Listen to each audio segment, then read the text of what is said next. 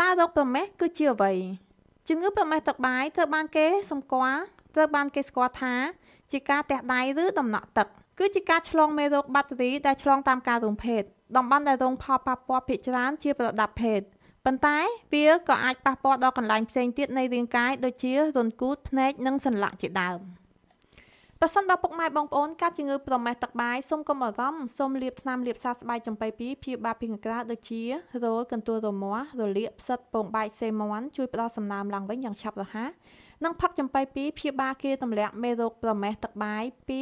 សរសៃឈាមខាងក្នុងនិងព្យាបាលកុំឲ្យកើតមេរោគនេះបន្តទៀតប្រសិទ្ធភាពមើលឃើញប្រើចាប់ពី3ថ្ងៃឡើងទៅ